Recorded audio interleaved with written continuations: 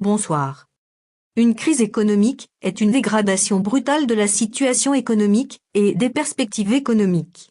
Son étendue sectorielle, temporelle et géographique peut aller d'un seul secteur d'une seule région, pour une brève période à l'ensemble de l'économie mondiale. Pendant plusieurs années, on parlera alors de ralentissement économique ou, plus grave, de récession économique. Une telle crise comporte souvent, mais pas systématiquement, des répercussions sur le niveau des salaires et la valeur du capital, c'est-à-dire les valeurs boursières, provoque des faillites et du chômage, accroît les tensions sociales et peut même avoir des répercussions sanitaires. La crise, pour certains comme Gottfried Haberler, est le moment de retournement d'un cycle économique. Dans la théorie marxiste, si la crise est entendue comme entraînant la chute du capitalisme, les crises sont interprétées comme le moyen par lequel le capitalisme se réorganise. Usuellement, en langue anglaise, le mot crise économique est compris au sens marxiste et est peu utilisé. Il lui est préféré les termes plus économiques de dépression ou de récession. C'est ainsi que la crise de 1929 s'appelle Grande Dépression ou que la crise économique de 2008 à 2010 est appelée Grande Récession. En français, usuellement, le terme crise comporte l'idée, proche du marxisme, qu'une page se tourne et qu'il convient que le capitalisme soit réformé. Dans cette optique, la crise économique est parfois vue comme un phénomène qui ne se termine qu'avec l'adoption d'une nouvelle structure économique.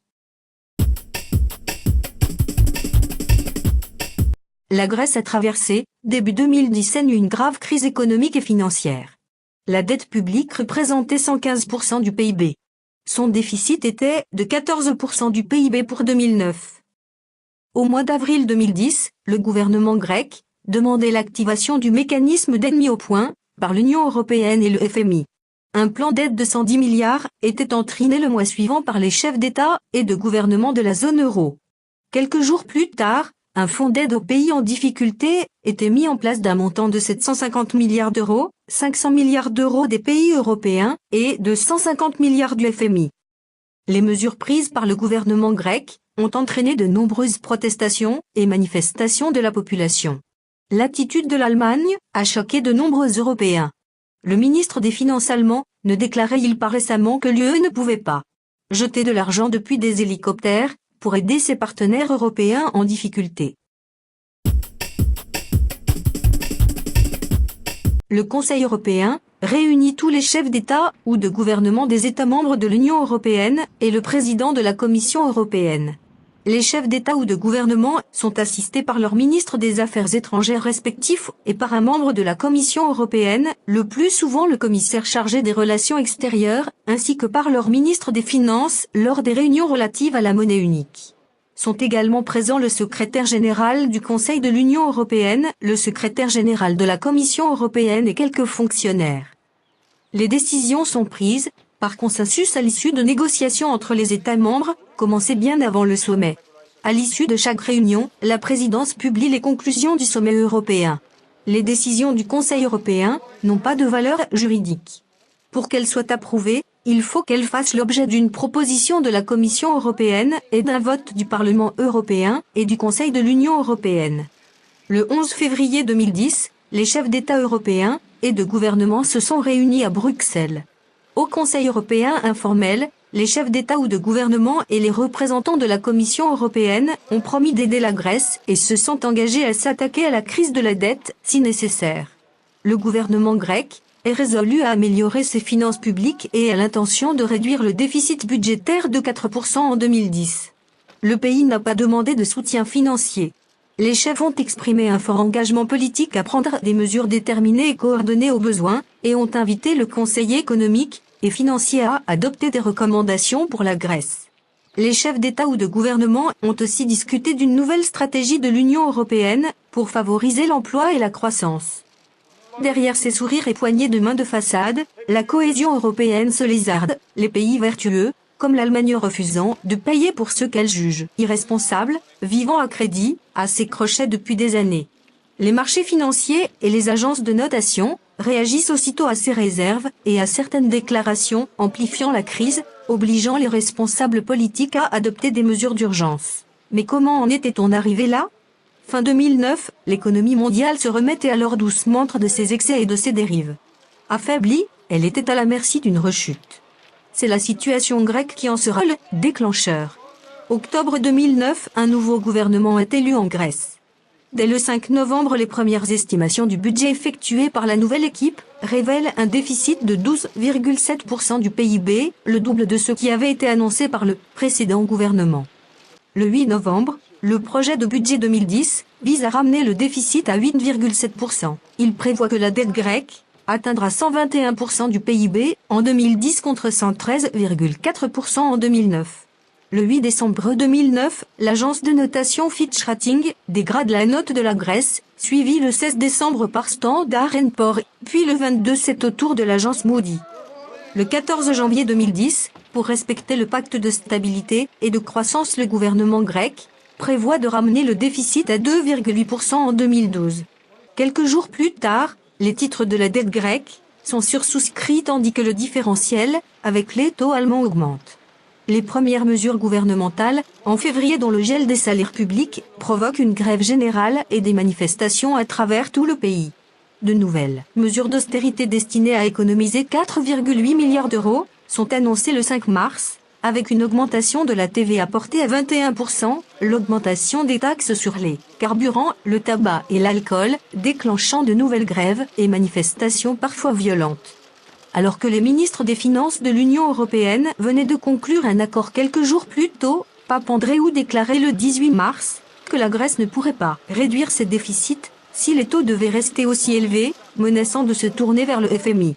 Le mois d'avril verra l'accord des responsables politiques de l'Union européenne sur un plan d'aide à la Grèce suivi le 23 par la demande de son activation par le gouvernement grec. Le 27 avril, le Portugal à son tour se voyait rétrogradé par les agences de notation suivies le lendemain par l'Espagne. Au mois de septembre 2010, les dirigeants européens se sont entendus sur un mécanisme durable d'entraide financière pour permettre à la zone euro de mieux résister aux crises et de venir en aide à ses membres en difficulté. Le montant de ce fonds, n'ayant pas été clairement défini, les experts jugent qu'il devrait être au moins aussi important que le dispositif actuel mis en place, en urgence au printemps, doté de 750 milliards d'euros de capacité de prêt, dont 440 milliards venant de la zone euro, et qui expirera en 2013. Des journalistes anglo-saxons ont inventé un acronyme pour désigner les pays européens en difficulté qu'ils désignent par le terme peu flatteur de PIG, ce qui signifie cochon en anglais, et qui regroupe le Portugal, l'Italie, la Grèce et l'Espagne, SPA en anglais. Il convient désormais de rajouter l'Irlande à ce groupe. Eric Nielsen, économiste en chef pour l'Union européenne, chez Goldman Sachs, déclarait récemment « L'Italie est dans une position plus agréable que les autres pays du sud de l'Europe à cause de sa meilleure balance commerciale ».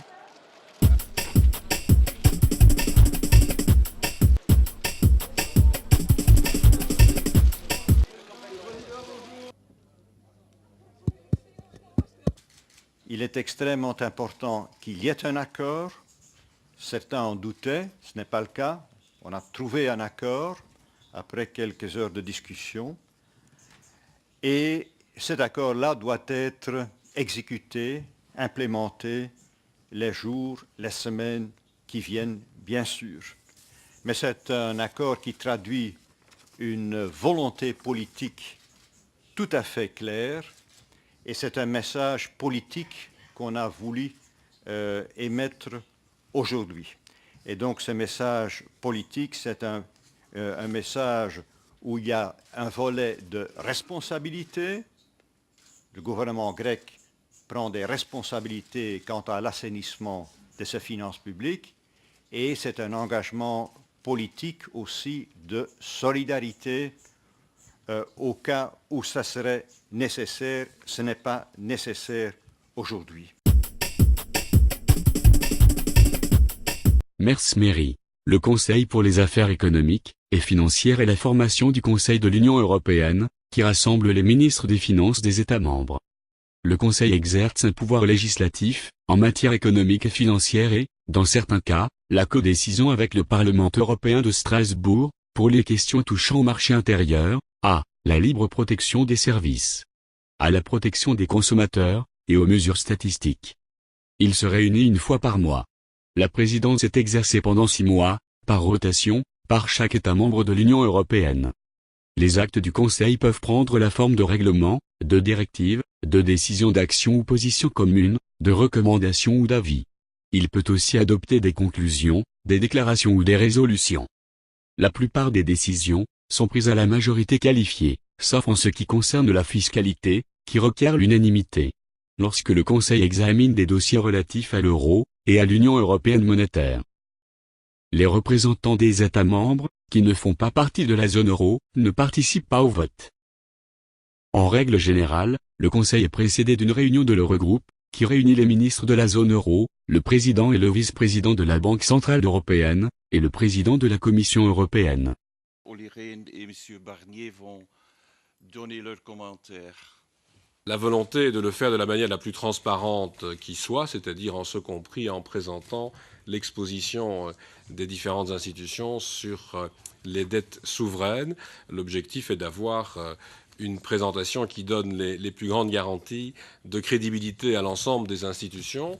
Je voudrais d'ailleurs préciser que les États s'engagent également à prendre les mesures nécessaires, s'il le fallait, pour consolider encore plus la situation d'un certain nombre d'institutions, notamment en termes de capitaux nécessaires.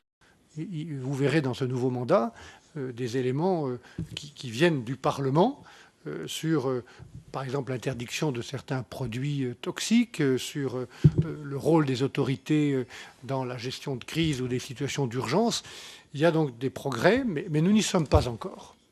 Je dois rappeler, puisque c'est également mon rôle, que nous sommes, je le répète, en codécision et que le trilogue qui aura lieu demain matin est extrêmement important. Le 8 juin 2010, les ministres européens de l'économie et des finances se sont réunis à Luxembourg lors de la 3020e session du Conseil Affaires économiques et financières pour discuter de la crise de la dette de l'Union européenne et des questions budgétaires. Ils ont convenu d'accorder à Eurostat, l'agence de l'Union européenne des statistiques, plus de pouvoir dans la vérification des rapports du budget national suite à l'expérience grecque. Les gouvernements européens ont été, sous la pression intense des marchés, amenés à montrer qu'ils pouvaient réduire les dépenses et éviter l'effondrement de la confiance, qui a frappé la Grèce. Elena Salgado Médé, ministre espagnole de l'économie et des finances et présidente, en exercice du Conseil, Olli Rehn, membre de la Commission européenne chargée des affaires économiques et monétaires, et Michel Barnier, membre de la Commission européenne chargée du marché intérieur et des services, ont donné une conférence de presse commune à l'issue de la réunion.